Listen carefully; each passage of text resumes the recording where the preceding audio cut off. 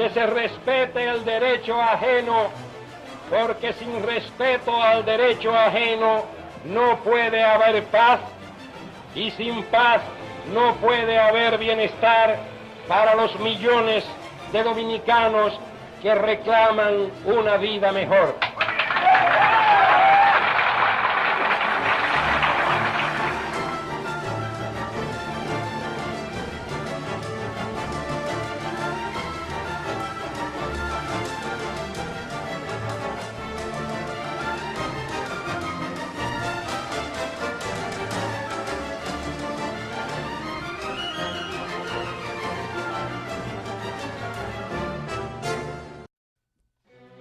Tras la caída de la dictadura encabezada por Rafael Leónidas Trujillo, el 30 de mayo de 1961, el pueblo dominicano inició un proceso de lucha por la democracia.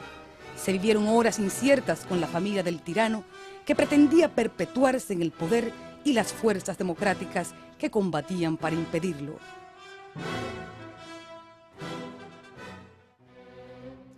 Los Trujillo terminan de salir del país el 18 de noviembre de 1961 y a mediados de enero de 1962 es derrocado el Consejo de Estado presidido por Joaquín Balaguer para asumir el gobierno una junta cívico-militar presidida por Huberto Bogar y el general Pedro Ramón Rodríguez de Chavarría, quien ocupa la jefatura de las Fuerzas Armadas. Chavarría cometió el error de coger el Consejo de Estado preso, hasta que Chavarría siguió cometiendo errores y se decidió que había que quitarlo. Al Consejo de Estado lo liberamos y entonces vamos para Palacio. El Consejo de Estado comenzó a gobernar, era un gobierno colegiado con Rafael F. Bonelli al frente.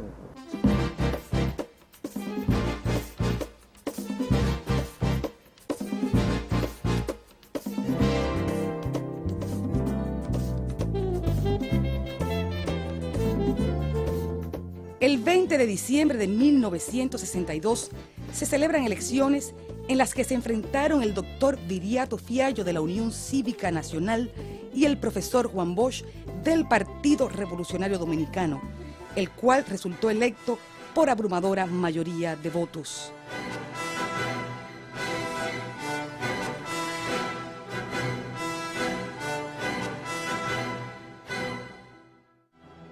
El candidato a la presidencia del PRD, en sus discursos de campaña, prometió la no persecución a los trujillistas y empleó un lenguaje sencillo y didáctico, estrategias de comunicación que influyeron en la victoria electoral.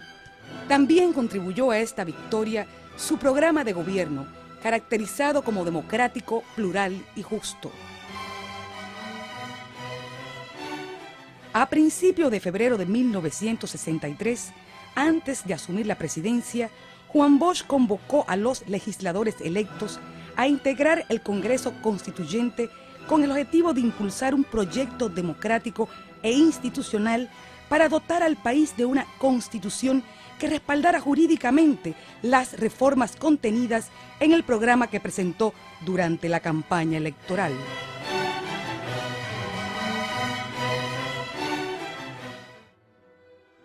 El 27 de febrero, Juan Bosch asumió la presidencia de la República.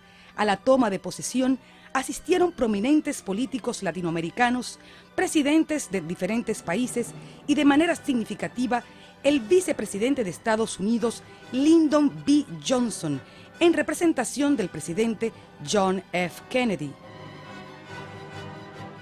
En el discurso de toma de posesión, Bosch recurrió al léxico sencillo y directo de la campaña, proclamando desde el Congreso Nacional el nacimiento de una nueva era de libertades y bienestar para los dominicanos.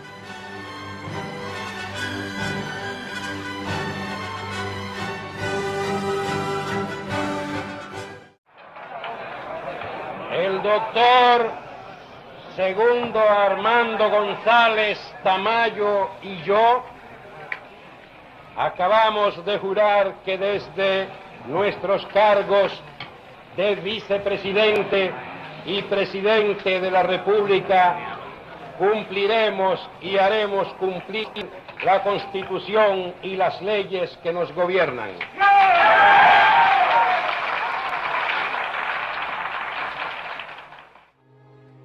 Sus promesas de campaña comienzan a aplicarse en lo inmediato, pero un clima de dificultades heredadas del Consejo de Estado, especialmente la crisis económica que los dominicanos soportaban con pesar y estoicismo, obligó al gobierno a tomar medidas urgentes, como fueron la petición a los empresarios del pago por adelantado de los impuestos, la regulación del gasto público y la creación de una oficina de control de precios para evitar la especulación con los productos de primera necesidad. La disciplina en el gasto público corrigió distorsiones económicas heredadas del gobierno anterior, como fue el desequilibrio en la balanza de pagos. El gobierno adoptó otras medidas, entre las que se encontraban la recuperación de los bienes del Estado en manos de la familia Trujillo, la rebaja de los sueldos a los altos funcionarios, que incluía al propio presidente de la República, las restricciones en el gasto de las instituciones autónomas del Estado, las cuales gozaban de presupuestos muy elevados, y la obligación a los exportadores de entregar al Banco Central el 100% de las divisas obtenidas en sus operaciones.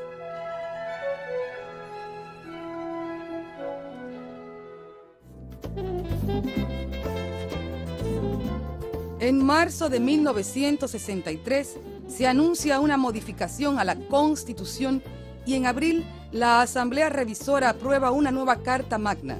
En ella se destacan varios puntos de equidad social como son el derecho a la vida, al trabajo, a la vivienda, a la educación y a la salud. Se prohibía los latifundios, las propiedades de tierra a los extranjeros y se establecía la expropiación por causa de interés social. La libertad de expresión fue favorecida de manera significativa con las nuevas leyes de 1963, al quedar consignada la libertad de prensa y la libre expresión del pensamiento, el derecho de los obreros a agruparse en sindicatos y el derecho a huelga.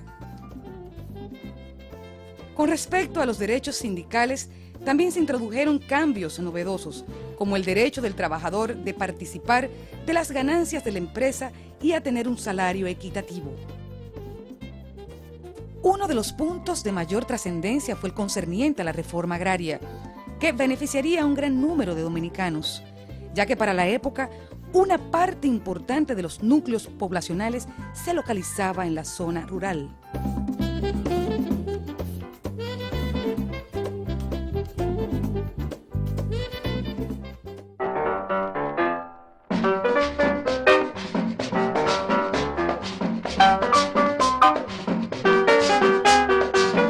Establecer cambios radicales mediante leyes en la estructura social, económica y política del país implicaba grandes retos, los cuales fueron asumidos por el Partido Revolucionario Dominicano. A esos cambios se resistían los grupos de poder que durante largos años se beneficiaron de la situación prevaleciente. La oligarquía dominicana sufría un atraso secular que le impedía asimilar y entender los cambios sugeridos por una nueva generación de dominicanos seguros de la posibilidad de que el país entraría definitivamente en la modernidad. La crisis económica con repercusiones sociales que se heredó del gobierno presidido por el Consejo de Estado y las implicaciones de una reforma constitucional que evidenciaban y hacían inminente un cambio en la vida de los dominicanos, generaron contradicciones y conflictos entre las clases, los sectores sociales y los grupos de poder, situación que afectó considerablemente la gobernabilidad y la precaria estabilidad democrática. Juan Bosch tenía de frente la oposición de los sectores conservadores de la sociedad, los cuales ya antes de las elecciones se habían puesto de acuerdo para adversarle. Bosch se hace cargo de la cosa pública, pero inmediatamente comienza el fuego contra su gobierno. Por cualquier cosa era una crítica severa, a la que se sumó de una manera reprochable, ese es el término, la propia Iglesia Católica. Bajo estas tensiones y a pesar del gran esfuerzo del gobierno por corregir las distorsiones económicas, la crisis no pudo ser superada. Esta situación puso de manifiesto con toda claridad los diversos antagonismos que se suscitaban en la sociedad, entre ellos la oposición de los principales partidos políticos, las exigencias que hacían los sectores de poder económico y la desavenencia de la jerarquía católica. El papel de un sector de la Iglesia que apoyaba la conspiración se evidenció en la declaración del 25 de abril de 1963, emitida por la Conferencia del Episcopado, en la cual se formulan críticas a la nueva Constitución, diciendo que no estaba de acuerdo con los derechos de Dios y de la Iglesia.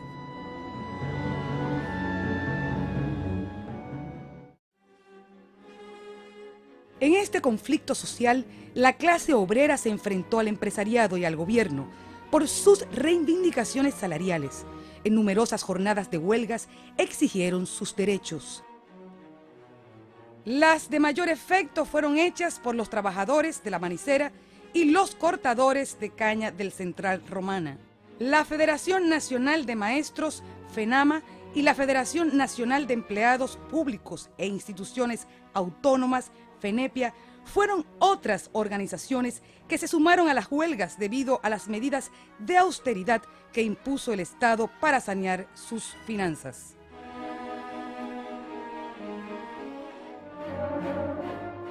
En junio de 1963, los problemas económicos y la agudización de los conflictos sociales, así como el estallido de violentas huelgas, dieron pasos a los planes conspirativos contra el gobierno. La campaña de los opositores tenía como único objetivo derrocarlo. En el mismo mes de junio surge Acción Dominicana Independiente, cuyo propósito era luchar por la democracia y en contra del comunismo. Utilizó como pretexto principal que Bosch y su gobierno podían conducir al país a un régimen comunista.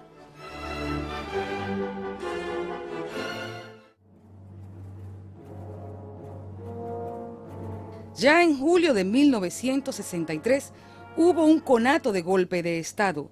Los partidos populares pidieron ayuda a las organizaciones de izquierda y al pueblo para apoyar al gobierno y enfrentar el golpe. Denunciaron la injerencia de los norteamericanos, quienes se unieron a la campaña anticomunista en contra del gobierno de Bosch, calificándolo de incompetente.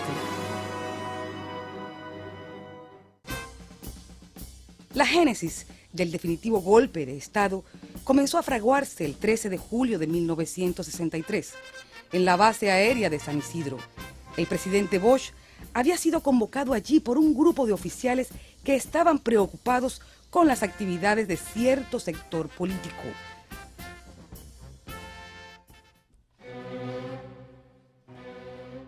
El contenido de esa reunión fue explicada por Bosch unos días después durante una alocución televisiva.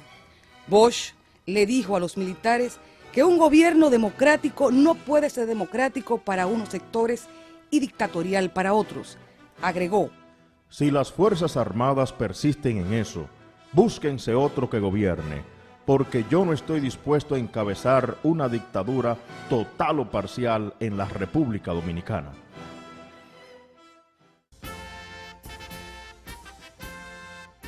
La oficialidad reaccionó inmediatamente diciendo que no habían querido decir eso y que nadie había pensado en eso, porque tampoco ellos querían una dictadura.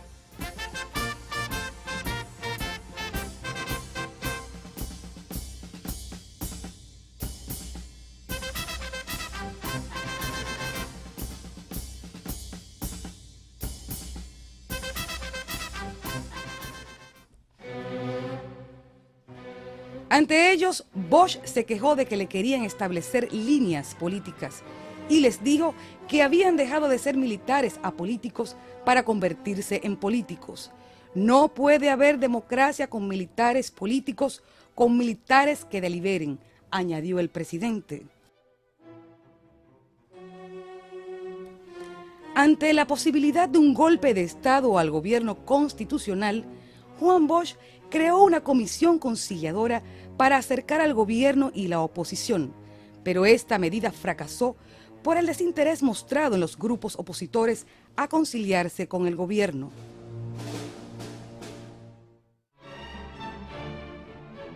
En agosto, las manifestaciones de reafirmación cristiana fueron un recurso utilizado por los conspiradores, en medio de las cuales denunciaban el supuesto carácter comunista del gobierno constitucional. Dichas manifestaciones consistían en la reunión pública de los sectores que respaldaban la conspiración y gente del pueblo que portaba cruces sobre sus hombros.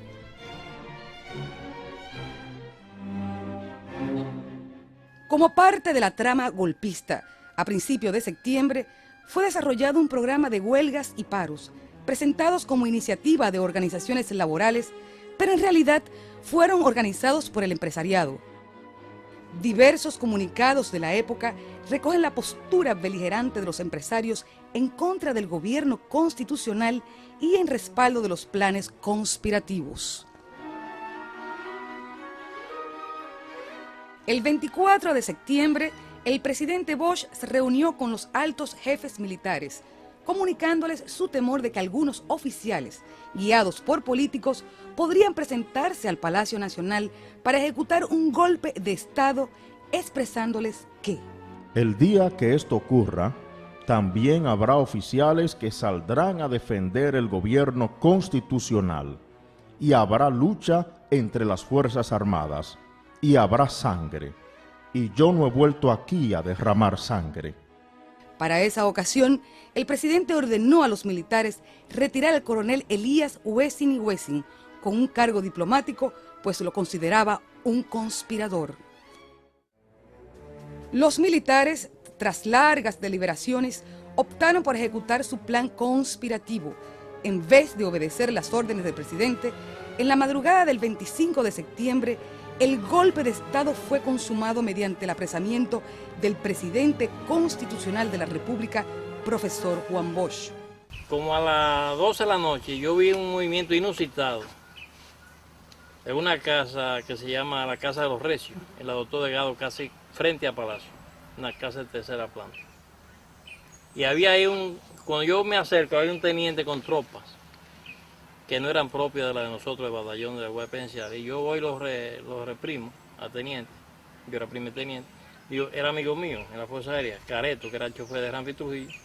¿Por qué está usted aquí con la tropa? No, porque yo vengo a proteger la espada general y la luna. Digo, no, usted está equivocado. Nosotros tenemos todas las armas auxiliares para frente a ti, en la atalaya de la Guardia Penitenciaria.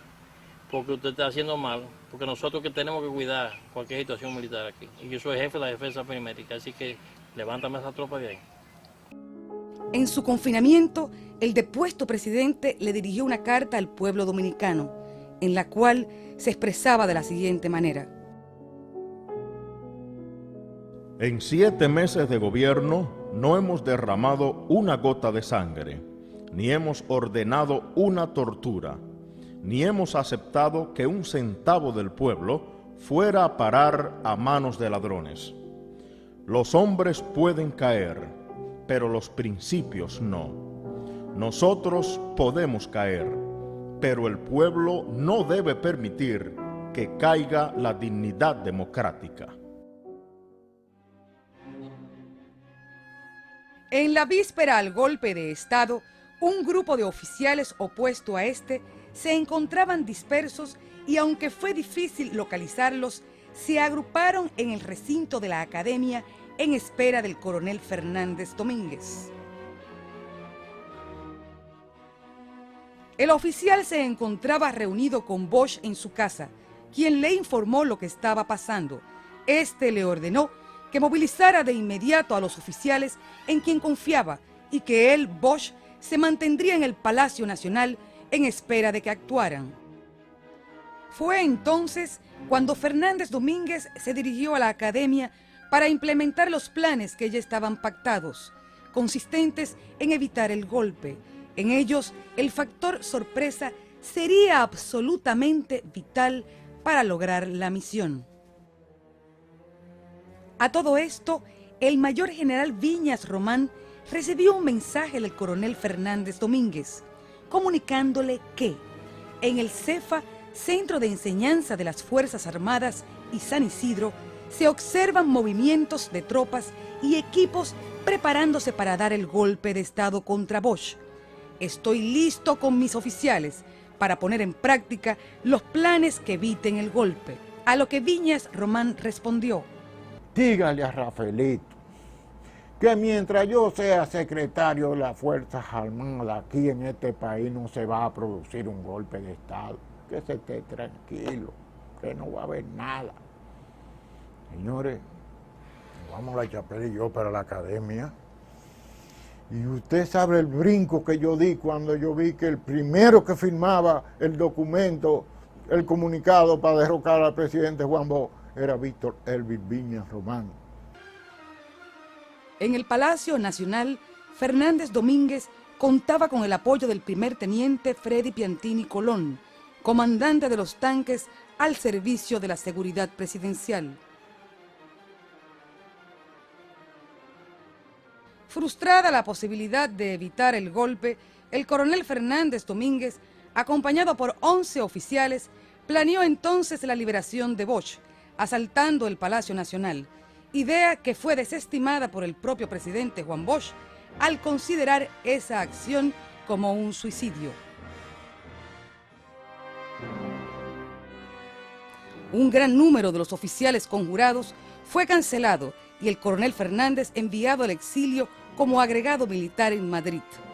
Los golpistas prometieron respetar los derechos humanos y mejorar las condiciones de vida.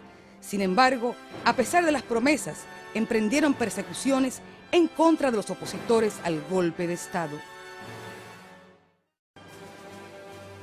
Tras el golpe de Estado, los militares disolvieron el Congreso Nacional, anularon la Constitución de 1963, declararon fuera de la ley la doctrina comunista marxista-leninista, fue puesta en vigencia la Constitución del 16 de septiembre de 1962.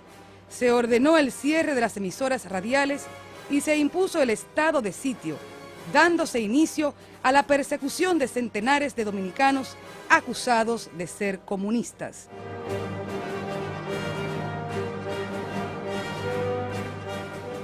Entonces, el presidente Juan Bosch fue enviado al exilio.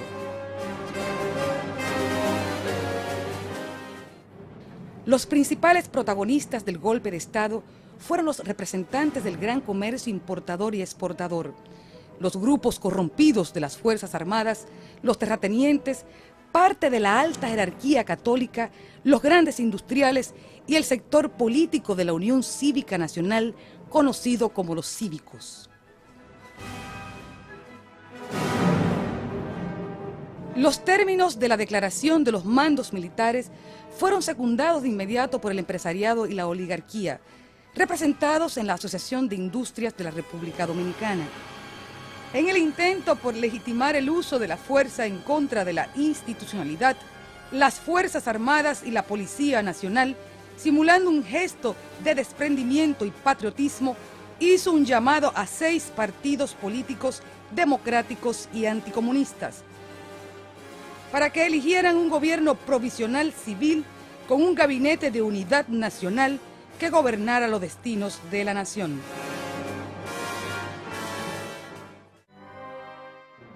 Escogieron 3 distinguidos ciudadanos, los cuales fueron aceptados por el comando, quedando formado un triunvirato con un presidente y 2 miembros.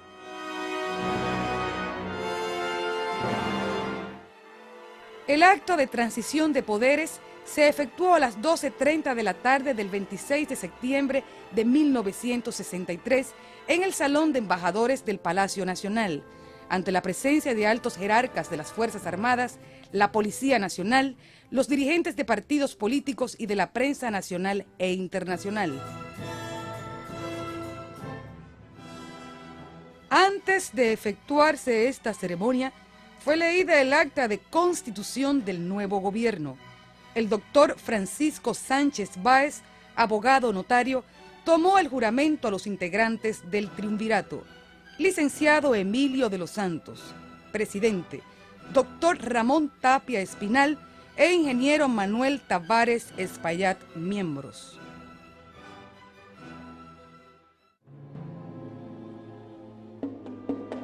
Las consecuencias inmediatas del golpe de Estado contra el gobierno constitucional fueron el aborto del proceso democrático que vivía el país en esos momentos y el surgimiento de un proceso de inestabilidad política. De ese modo crearon las condiciones para que los sectores conservadores y neotrujillistas retornaran al poder. Los congresistas de 1963 desarrollaron una sesión clandestina en la cual condenaron el golpe de Estado y eligieron al presidente del Senado, Juan Casas Novas Garrido, como presidente provisional de la República, pero este fue apresado y deportado 3 semanas después.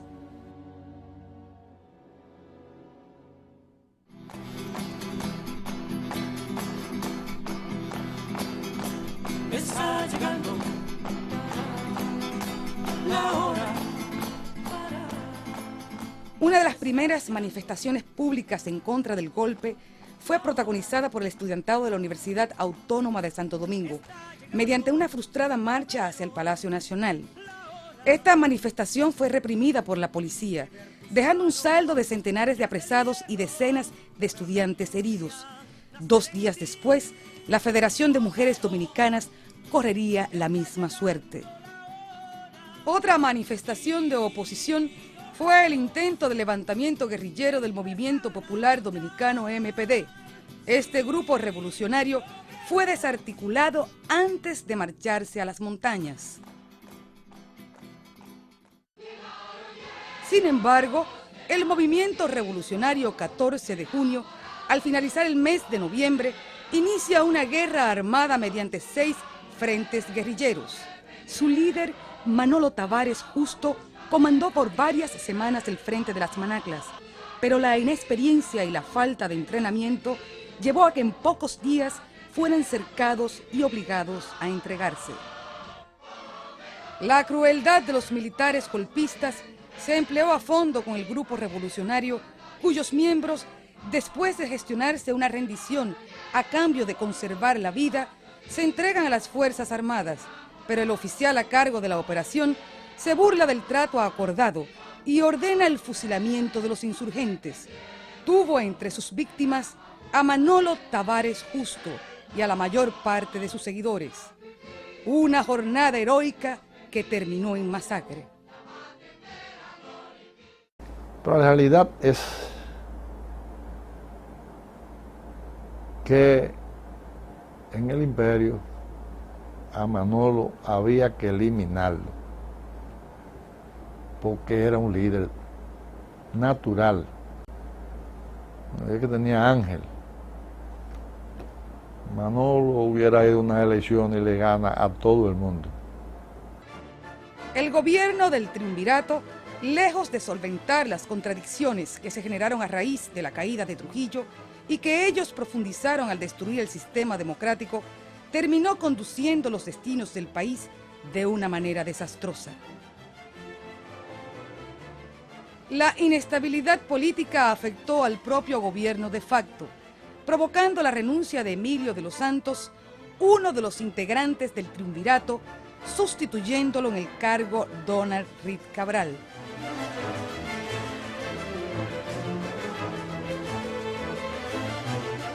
Este cambio en el gabinete fue acompañado con el respaldo definitivo del nuevo presidente de Estados Unidos, Lyndon B. Johnson, que tras el asesinato de Kennedy inauguró una auténtica política de gran garrote hacia América Latina, apoyando regímenes represivos.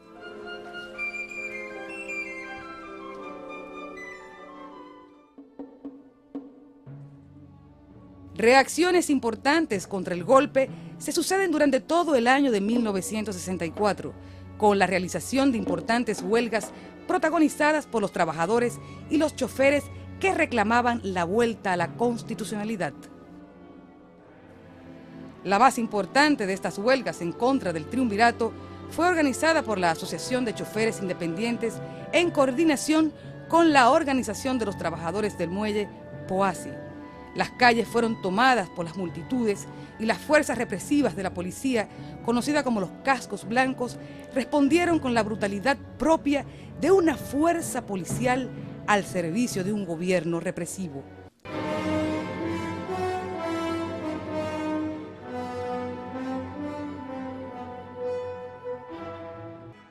El país se paralizó en varias ocasiones y la población utilizaba la jornada de protesta para exigir las reivindicaciones democráticas anuladas por el golpe de Estado. Este movimiento popular se orquestó desde el seno del PRD, dirigido por José Francisco Peña Gómez. Amplios sectores de la vida nacional se opusieron de manera sistemática a las medidas políticas y administrativas que los gobernantes golpistas implementaban.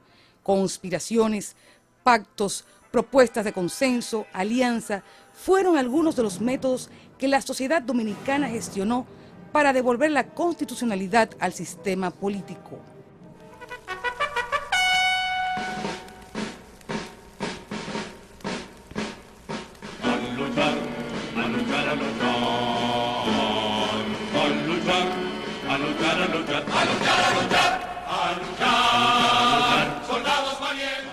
La respuesta más importante de todas es la Guerra de Abril de 1965, que fue la culminación de la resistencia de las mayorías contra los golpistas y sus planes antidemocráticos. De ahí la consigna central de la Revolución de Abril: vuelta a la Constitución del 63 sin elecciones. Cual clarín que llama la guerra.